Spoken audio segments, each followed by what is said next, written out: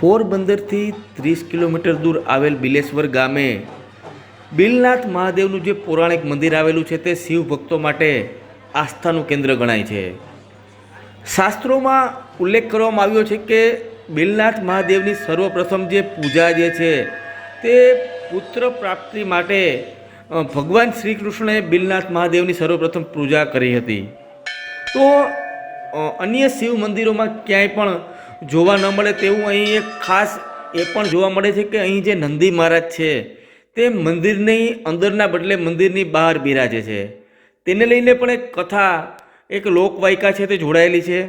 તો સાથે જ અહીં જે નંદી મહારાજ જે છે તેમને મીઠું અને મરી ધરવાથી જે ચામડીને લગતા જે રોગ હોય તે રોગ પણ દૂર થતા હોય તેવી પણ એક માન્યતા છે. દર શ્રાવણ મહિનામાં મોટી સંખ્યામાં જે શિવ ભક્તો છે તે અહીં આવી અને બાપાના દર્શન કરી અને ધન્યતા અનુભવતા હોય છે. પહેલાં તો મારું નામ કૌશિકગીરી મેઘનાથી, હું મંથ પરિવારમાંથી છું, બિલેશ્વર મહાદેવના મંથ પરિવારમાંથી. આપણે અહીંયા છે ને કૃષ્ણ ભગવાને આ શિવલિંગની પ્રથમ પૂજા કરેલી છે. કૃષ્ણ ભગવાનને 1658 કોઈ પુત્ર નહોતા એટલે પુત્ર પ્રાપ્તિ માટે અનુષ્ઠાન અહીં કરેલું નારદજીના કહેવા પ્રમાણે 1.25 લાખ કમળથી. ત્યારથી ગંગાજીનું આહવાન કર્યું, ગંગાજી પ્રગટ કર્યા હતા, ત્યારથી ગંગાજી અંદર બિરાજે છે, કારણ કે આપણે પૂજામાં જલ જોઈએ ને.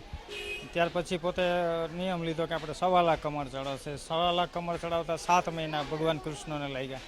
છેલ્લે દિવસે જન્માષ્ટમી એટલે ખુશી કે આજે મારો જન્મદિવસ છે ને પૂજા પૂર્ણ થાય. ચડાવતા ગયા અને ગણતરી કરતા કે એક કમળ ખૂટ્યું એટલે પોતે વિચાર કર્યો જો લેવા જાય તો વ્રત તૂટી જાય, ફરીથી 1.25 લાખ ચડાવવા છે. નેત્ર છે એ કમળ છે, ભગવાનને નેત્ર અર્પણ કરીને પૂજા પૂર્ણ કરું. ત્યારે ભગવાને પ્રસન્ન હાથ પકડી લીધો કે મેં તારીખ પરીક્ષા કરી હતી, કમળ ઘટ્યું નથી. પછી સુદર્શન ચક્ર અને જાંબુવંતીના પેટે પુત્ર પ્રાપ્તિને કૃષ્ણ ભગવાન અહીંથી વરદાન મળ્યું. ત્યાર પછી મંદિરનું બાંધકામ 7મી સદીમાં થયેલું છે. 1300 વર્ષ પહેલાં બુંદીકોટાના સુરતમાં હાડા વંશના મહારાજાએ આ મંદિરનું સ્વર્ણ મંદિરથી સોનેથી આખું મઢીને સ્વર્ણ મંદિર બનાવેલું. એ આપણે વિધર્મી એમ કહે કે સોમનાથ ઉપર આક્રમણ કર્યું તો અહીં પણ એવું આક્રમણ કરવા આવ્યા હતા. અહીંયા ઉપરથી સોનું બધું લૂંટીને શિવલિંગ તોડા અંદર ઘૂસેલા નંદી મહારાજ બહાર નીકળી ગયા, મોઢામાંથી ભમરા છોડ્યા હતા. બધું સૈન્ય જોઈને ડરીને ભાગ્યું એટલે સોનું બધું હાથમાંથી પીડ્યું, જમીનમાં સમાઈ ગયું, કાંઈ હાથમાં આવ્યું નહીં.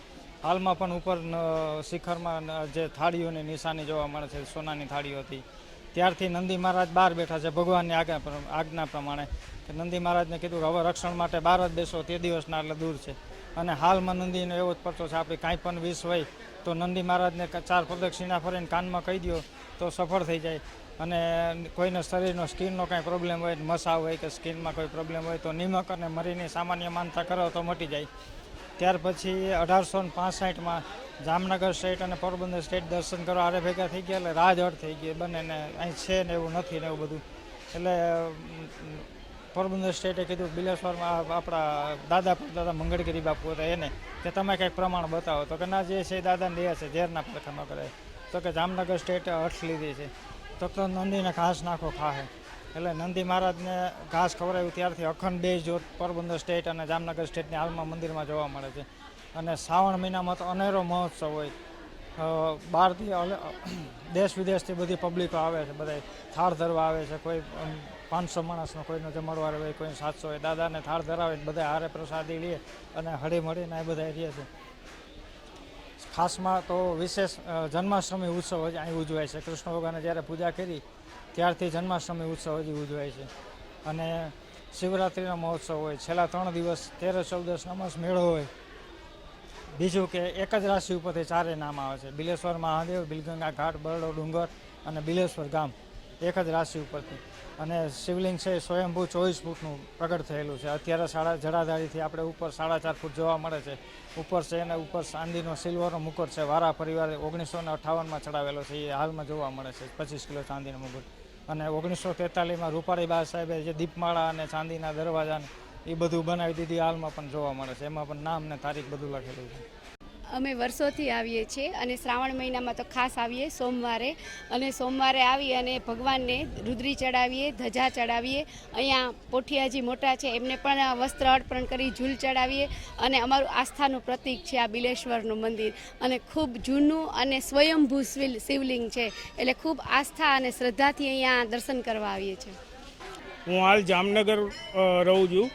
અમે અહીંયા આવ્યા હતા દર્શન કરવા. અમે ધજા ચડાવી, બહુ મજા આવી. આ મંદિરનું પૌરાણિક મહત્ત્વ બહુ સારું છે. અહીંયા પહેલાં જે અમે અમારા વડવાઓથી સાંભળેલું છે કે ઘણા વર્ષો પહેલાં અહીંયા મંદિરમાં ચોરી કરવા માટે ચોર લોકો આવ્યા હતા. પછી એના માટે થઈને શું કે ભગવાન સ્વયં પ્રગટ થઈ અને પોઠિયા બાપાને મોઢામાંથી ભમરા કાઢીને સામેની દિવાલ ઉપર ચોંટાડી દીધા ચોર બધાઈને.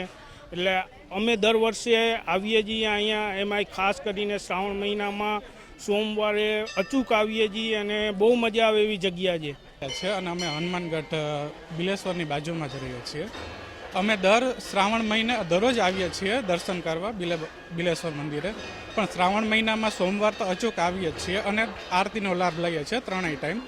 અને અહીંયા નંદી મહારાજ આપણે જોઈએ છીએ એમ 12 છે, તો અહીંયા દરેક સ્કિનને લગતી બીમારી માટે એવું કહેવામાં આવે છે કે નંદી મહારાજે બાપાએ પરચા આપેલા છે કે જેમ કે તમને મસ કે કંઈ હોય તો તમે અહીંયા મીઠું કે મરી કે જેમ તમે માનતા કરો એવી રીતના ચડાવો અને બાપાના કાનમાં કહી દો તો એ તમારી સ્કિનને લગતી બીમારીમાં ઘણા બધા ફાયદા થાય છે. એવું છે. હું તો દરરોજ આવું છું. દરરોજ સંધ્યા આરતી હું દરરોજ લઉં છું હનુમાનગઢથી. દરરોજ અમે સંધ્યા આરતી શ્રાવણ મહિનો હોય કે ન હોય પણ હું સંધ્યા આરતી છેલ્લા 2 વર્ષથી દરરોજ આવું જ છું રેગ્યુલર.